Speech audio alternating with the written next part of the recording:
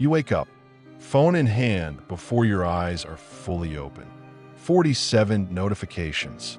Your chest is already tight and you haven't even gotten out of bed yet. You move through your day on autopilot, reactive, scattered, putting out fires, responding to everyone else's urgency. By evening, you're exhausted, but you haven't done anything that actually mattered to you. You've carried weight no one asked about. You've smiled through storms no one saw coming. And somewhere along the way, you learned something important. Strength isn't loud. It's quiet. There's a kind of power that doesn't announce itself. It doesn't need validation. It doesn't post updates. It doesn't break when the world pushes back. It just endures. It just shows up. It just keeps walking forward. The Stoics understood this 2,000 years ago, and somehow their wisdom feels more urgent now than ever. In a world of distraction, they taught focus. In a culture of reaction, they taught response. In an age of noise, they taught silence. Today, I'm sharing 10 Stoic habits that will change your life forever. Not because they're easy, not because they're comfortable, but because they work. These aren't just ideas you nod along to and forget by tomorrow. They're practices that rebuild you from the inside out.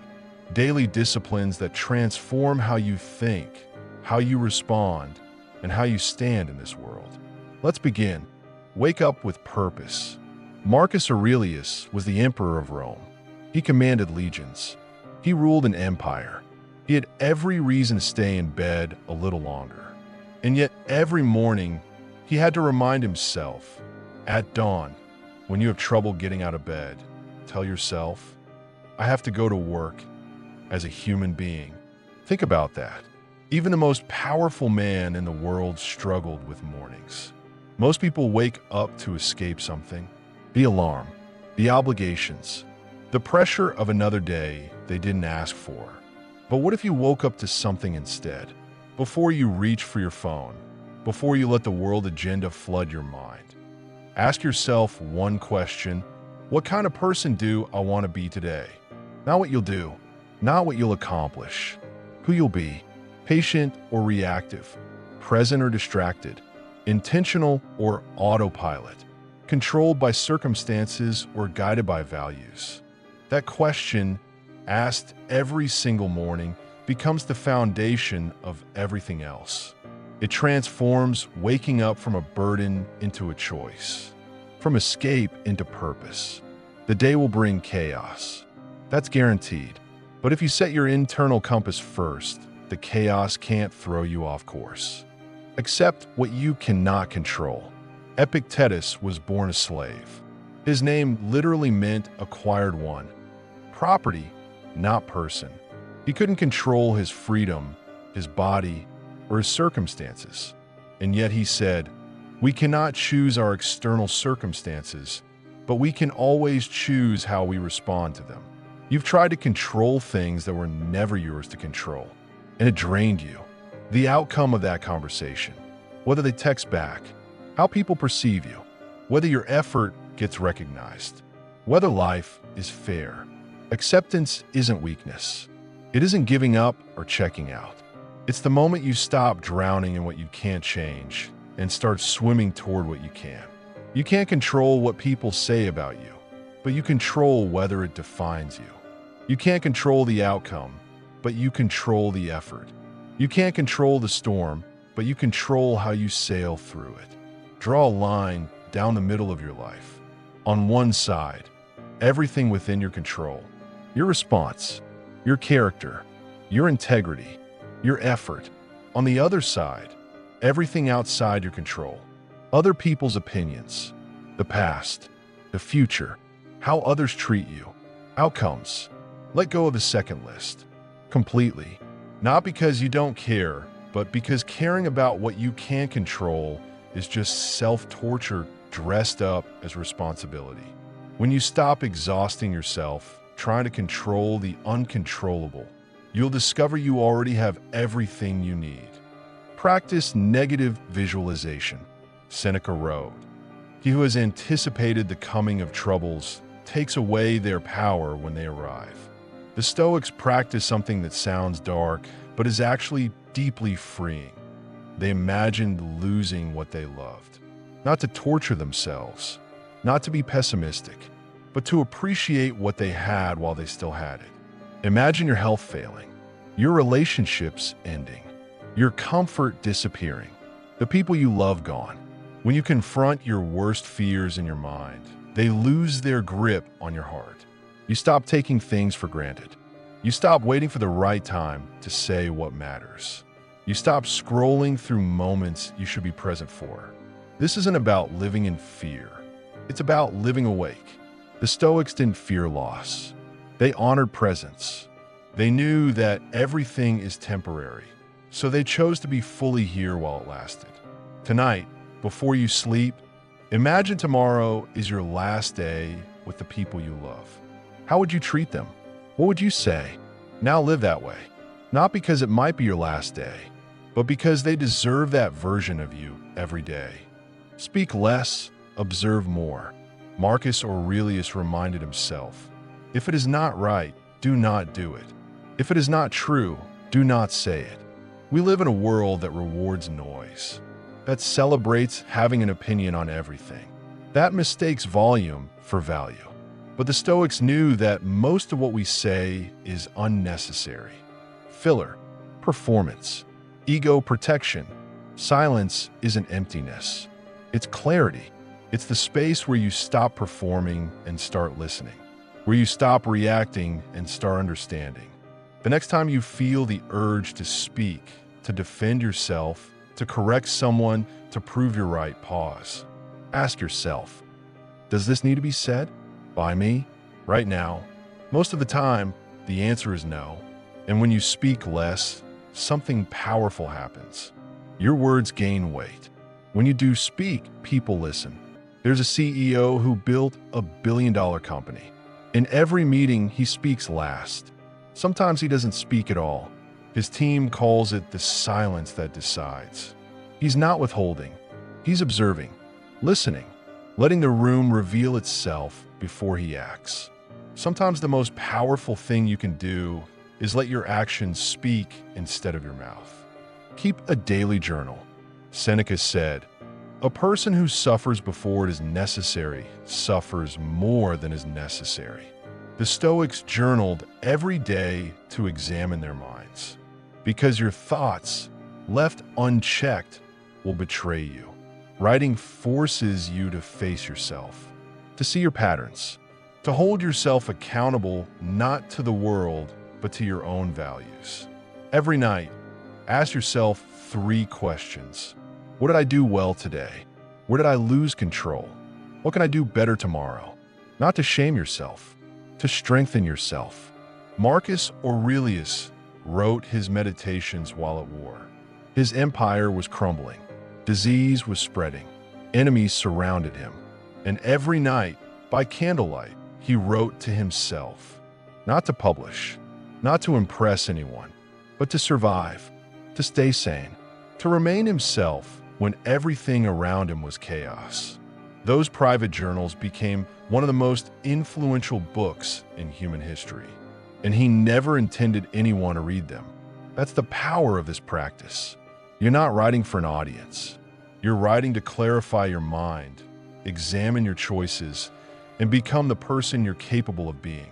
Self-awareness isn't self-criticism. It's self-mastery. Embrace discomfort willingly.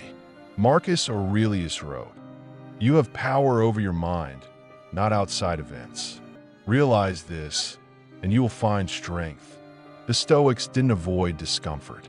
They sought it. Cold showers, fasting, sleeping on hard ground, voluntary simplicity. Why? Because comfort makes you fragile. It makes you dependent on circumstances being perfect. And life is rarely perfect. Practice being uncomfortable. Take cold showers. Have hard conversations. Say no when it's easier to say yes. Do the thing that scares you, not to prove anything to anyone else, but to prove something to yourself, that you're stronger than your excuses, that discomfort is temporary, but regret lasts forever, that you don't need perfect conditions to be okay. When you voluntarily embrace discomfort, two things happen. First, real discomfort, when it arrives uninvited, doesn't break you. You've already trained for it. Second, you stop being controlled by the fear of discomfort. You stop making decisions based on what's easy instead of what's right. Start small. Tomorrow morning, before your shower gets warm, turn it cold for 30 seconds. Just 30 seconds. It's not about the cold water. It's about training your mind to do hard things when it doesn't want to. Focus on the present moment. Marcus Aurelius understood. Confine yourself to the present. You've lost hours to yesterday. Regret, resentment, replaying conversations you can't change, rewriting endings that are already written.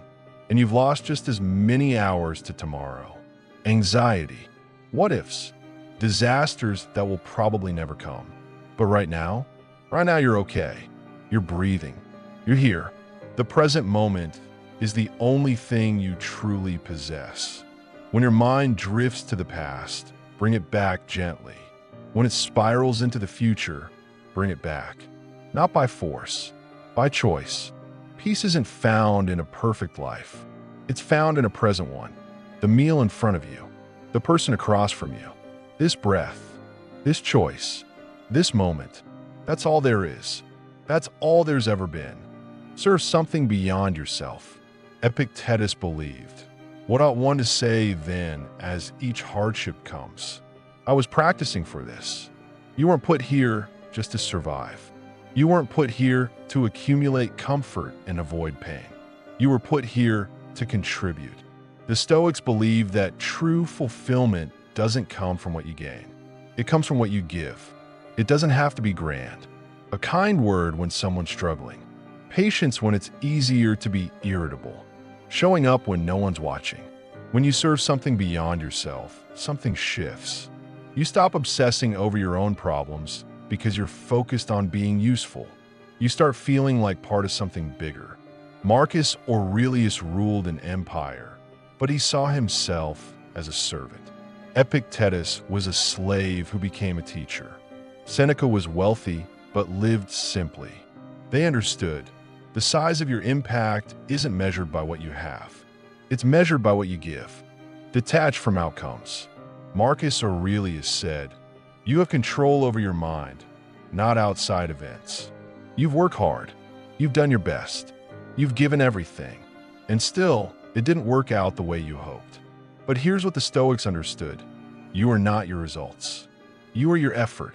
You are your integrity. Outcomes are partly luck, timing, forces beyond your control. But your effort, that's all you. That's entirely yours. Give everything to the process. Pour yourself into the work. And then let go of the result. When you detach from the outcome, you free yourself to be fully present in the work itself. You stop performing for validation. You start creating for its own sake.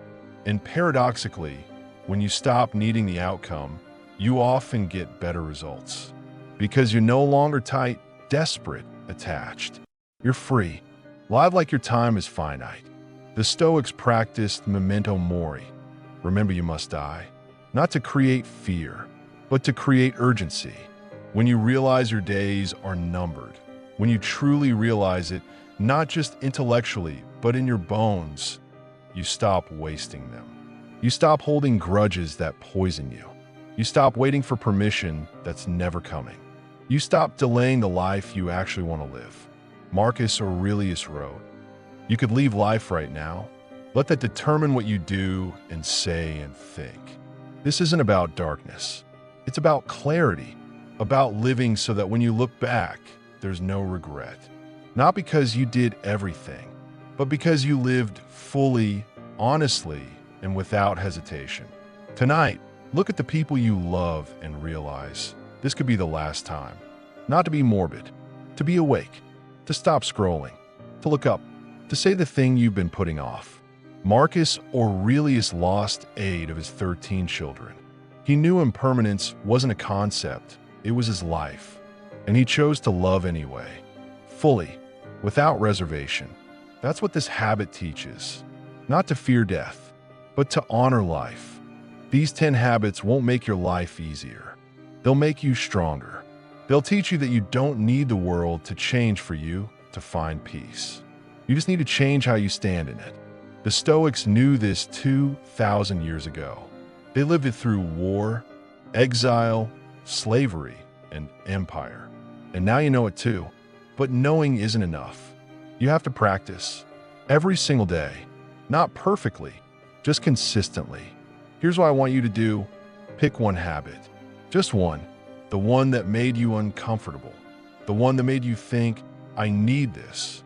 Practice it for 7 days. Not for me, for you. Then come back and tell me in the comments which habit you chose and what changed. Because these aren't just ideas. They're not inspiration porn you consume and forget. They're practices that rebuild you from the inside out. Subscribe if you're ready to commit to this path. Not because I ask, but because you know you need these reminders. We all do. The world will keep spinning. Chaos will keep coming. People will keep disappointing you. Circumstances will keep changing. But if you build these habits into your foundation, nothing can shake you. Walk forward, quietly, unshaken, like the Stoics did. I'll see you in the next one.